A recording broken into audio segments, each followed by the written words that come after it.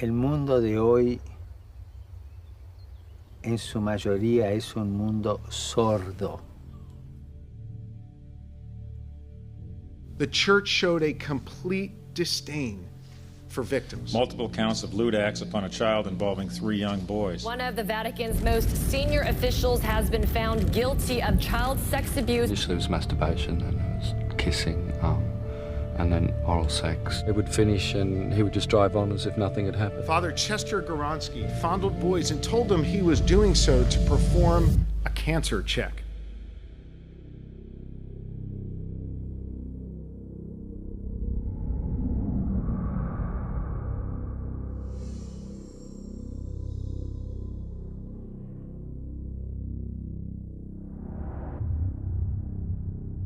In September of 2018, reports emerged that 67 deaf children were sexually abused by more than 24 priests working at the Antonio Provolo Institute, a Catholic school for deaf and mute children in Verona, Italy. Prosecutors had been working on the investigation for more than a decade. A boy using the pseudonym Giuseppe described his abuse, which started at age 11, in an interview he gave in Rome. He explains how a monk employed by the Institute taught him and other young boys sign language for penis, anus, masturbation, fellatio, and more. I didn't understand at first just why this man was teaching me these strange secret signs. Then one day it became very clear when one of the priests made the secret sign for fellatio when we were alone, which was followed by him pushing his erect penis into my mouth. Giuseppe explained that because their screams literally fell on deaf ears, they were helpless hostages at the hands of the staff. Giuseppe recounted that priests, monks, and brothers would routinely remove the boys from their studies and take them to special rooms where the abuse took place. Since the boys could write letters to their families, they would often describe their abuse and beg for help. However, Giuseppe believes that all their cries for help were intercepted. Of course, we screamed and cried. Sometimes you would see priests coming into the dormitory at night, or you would see friends with tears rolling down their faces, and you knew exactly what had just happened. You didn't need to hear to know. Word eventually spread about the abuse, presumably from former students who had aged out of the program upon turning 18.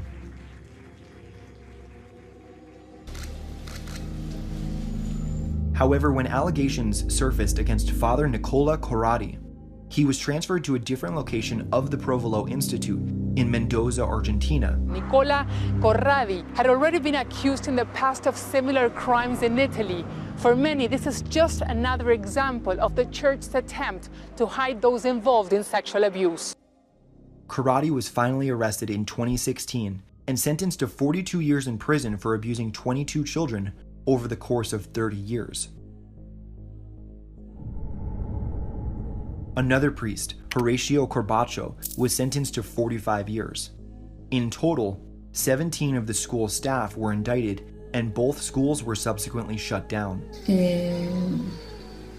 Señor Papa Francisco, quisiera saber por qué el cura Jiménez sigue libre. Julieta Añasco attended the Provolo Institute in Argentina. Añasco claims she was first abused by Father Ricardo Jimenez, who, like Corradi, was later transferred after allegations against him went public. The church moves in 2 ways. If the abuses have not made it to the news, they move the priest to another location. But if the abuses are made public, then they start asking for forgiveness and will assist in the investigation. He was transferred by none other than Pope Francis, then known as Cardinal Jorge Bergoglio.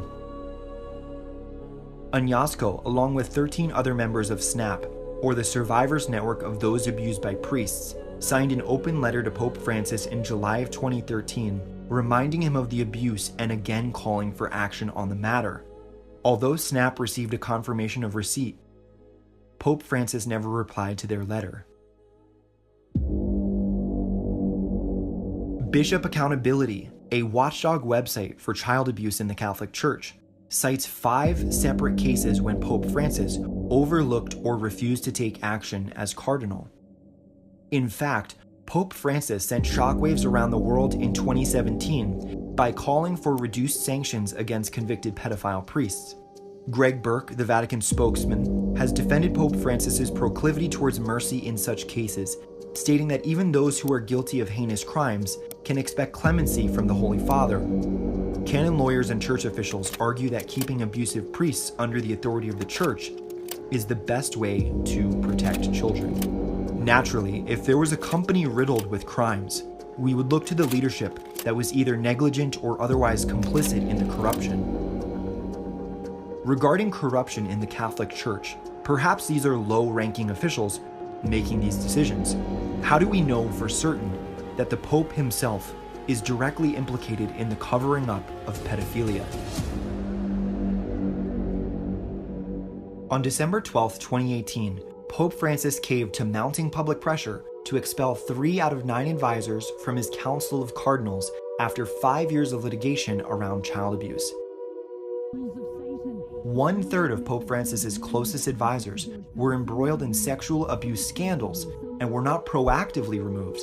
Rather, they were only expelled after significant public condemnation. The Council of Cardinals was assembled in 2013 to help reform the Church.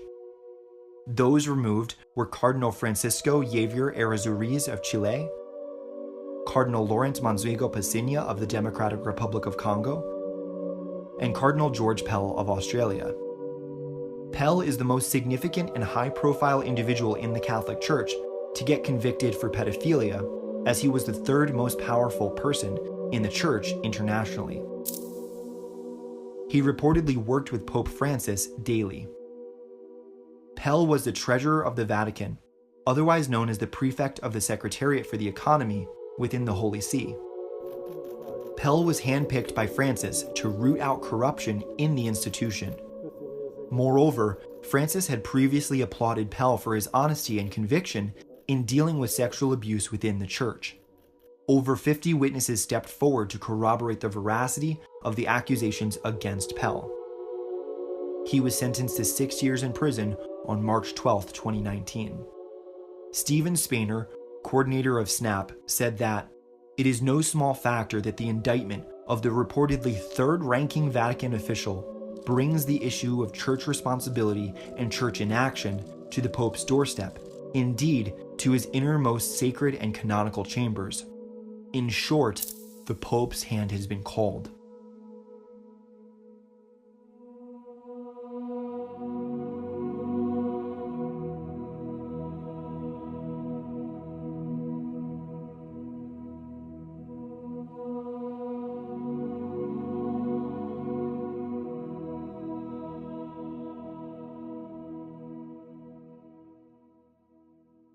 Three other Vatican officials have been charged with similar crimes in recent years. Monsignor Carlo Capella was charged in 2018 with possession and distribution of child pornography and sentenced to 5 years in prison. During his 2-day trial, Capella admitted he had developed what he called a morbid desire while he was based in Washington as a diplomat in 2016. Monsignor Joseph Wazalowski was arrested in 2013 for sexually abusing young boys, but died before his trial commenced. Archbishop Luigi Ventura was placed under investigation for abuse allegations in 2019, and although he was found guilty, his sentence was only 8 months of probation. Like Italy, Vatican City has no legal requirement to report sexual abuse to the authorities.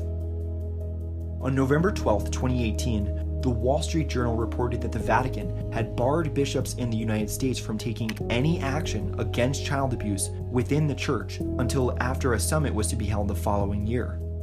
This last-minute directive was given shortly before bishops were to hold a vote on how to go about dealing with the persistent crisis, highlighting the incessant procrastination from the highest levels of the church. Surely, all this evidence of conspiracy to ignore and hide pedophilia in the church is hyperbolic or missing context. Is it perhaps the mad ravings and exaggerated politics of disgruntled leaders within the church? On January 4th, 2019, Archbishop Theodore McCarrick, who stands accused in several different cases of child abuse, was defended by the Vatican as having consensual sex with a 16-year-old altar boy in 1972. Although the Archdiocese of New York found the allegations of molestation to be credible, the Vatican instead reversed this ruling and asserted that the altar boy was past the age of majority in canon law, even though the age of majority under US law is 18.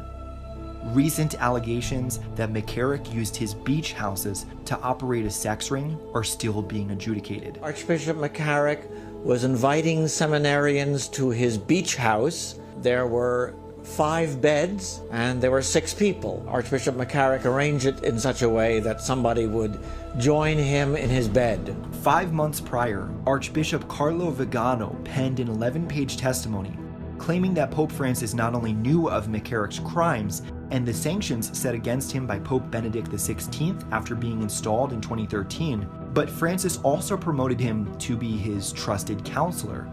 Monsignor Jean-Francois Lanthon, the former first counselor at the Vatican's embassy in Washington, D.C., has publicly supported Vigano and vouched for the veracity of his claims. Vigano's testimony also implicated several other high-ranking Vatican officials for their negligence and publicly called for Francis to resign from his post. Vigano claims that bishops conspired to cover up an extensive homosexual network within the Church. In this extremely dramatic moment for the Universal Church, he must acknowledge his mistakes, and in keeping with the proclaimed principle of zero tolerance, Pope Francis must be the first to set a good example to cardinals and bishops who covered up McCarrick's abuses and resign along with all of them.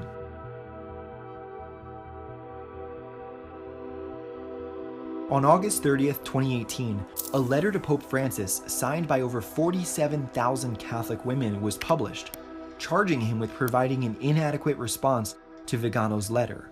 Francis responded in the form of launching an internal investigation.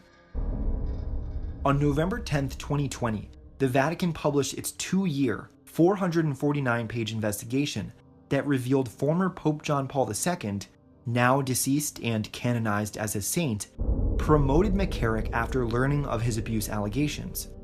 While the report threw many officials under the bus, it portrayed Francis as innocent.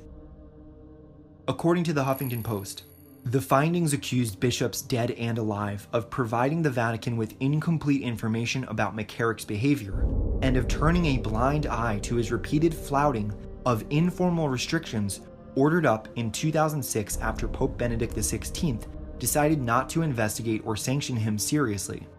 Several of Vigano's central assertions were confirmed, but not the ones involving Francis.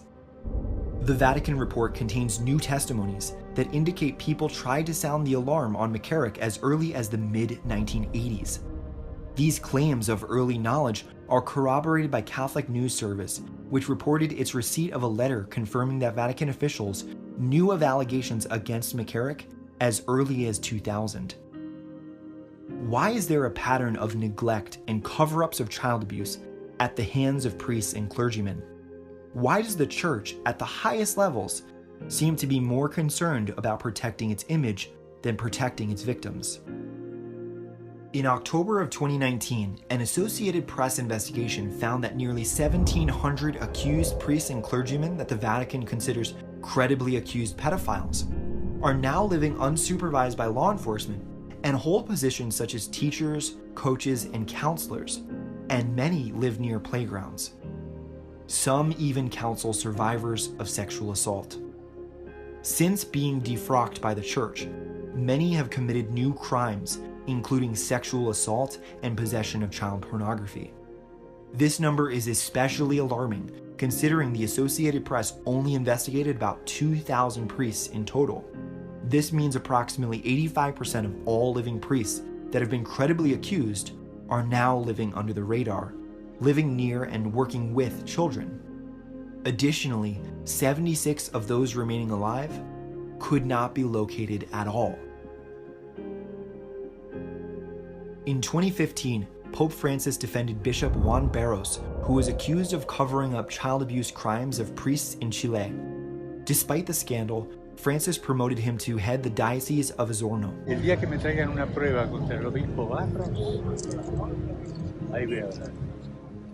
No hay una sola prueba en contra. Todo es calumnia. Claro. When public pressure reached fever pitch, Francis reversed his stance and condemned Barros. Chilean prosecutors demanded access to the church's secret archives, which eventually resulted in over 100 investigations into allegedly abusive priests and how archbishops worked to conceal their crimes. When asked about this scandal in January of 2018, Pope Francis remarked to an Associated Press reporter, "You, in all goodwill, tell me that there are victims, but I haven't seen any because they haven't come forward." However, members of the Pope's own Commission for the Protection of Minors contradict his denial and confirm that he received a victim's 8-page letter in 2015 that graphically described Bishop Barros's abuse. To call this an isolated incident would be incorrect. In 2019, Bishop Nicholas DiMarzio, who was appointed by Pope Francis to investigate child abuse, was himself accused of sexually abusing a child. This litigation is still pending. On September 15, 2017, the Associated Press reported that one of the Vatican's high-ranking priests, serving as a diplomat in Washington, D.C., was recalled by the Vatican after child pornography allegations reached fever pitch. As a diplomat, the priest has legal immunity against prosecution from most crimes under the Vienna Convention. The Vatican recalled the priest to avoid prosecution and then denied the State Department's request to waive this immunity 3 days later. The deep ties to systemic pedophilia in the Vatican continue to unravel in increasingly shocking ways. Perhaps Francis was not the only pope to cover for pedophilia within the church. According to an article published by The New Yorker on January 14, 2016, entitled "What Pope Benedict Knew About Abuse in the Catholic Church," 231 Catholic choir boys were abused in Bavaria under the directorship of George Ratzinger, the older brother of Joseph Ratzinger, who later served as Pope Benedict XVI from 2005 to 2013. Furthermore, Joseph Ratzinger oversaw the Congregation for the Doctrine of the Faith, the disciplinary branch of the church that oversees sexual abuse. During the same time, his brother was directing the boys' choir, which was being sexually abused. The news received widespread attention, not only because of its disturbing content, but because the director of the Regensburg Boys Choir from 1964 to 1994 was George Ratzinger, the older brother of Joseph Ratzinger, who became Benedict XVI. The developments in Germany raised the question of what the two Ratzinger brothers knew about the abuse in the Regensburg Choir. In 2010, George Ratzinger acknowledged that some choir boys complained about the sexual abuse. He told the media, "But I did not have the feeling at the time that I should do something about it. Had I known with what exaggerated fierceness he was acting, I would have said something."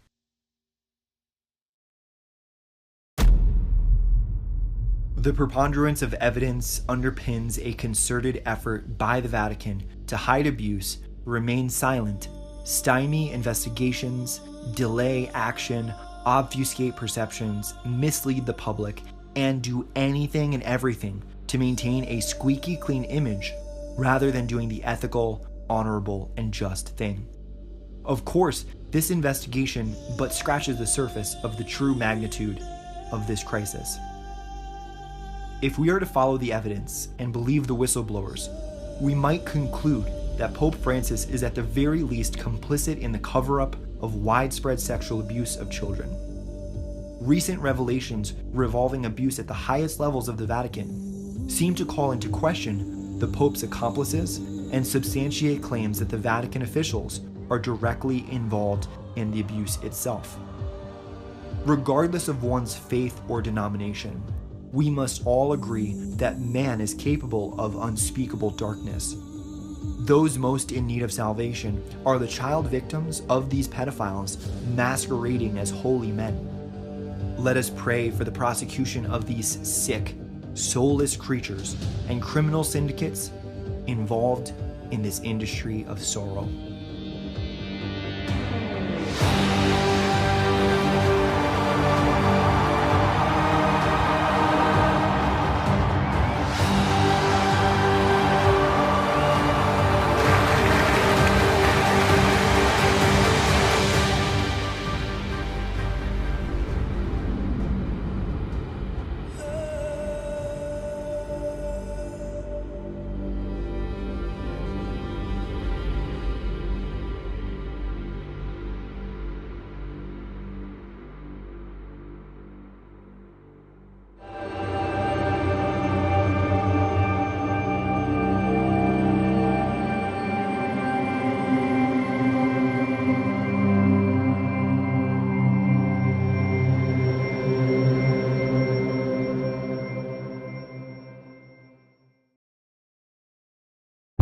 that was taken from me.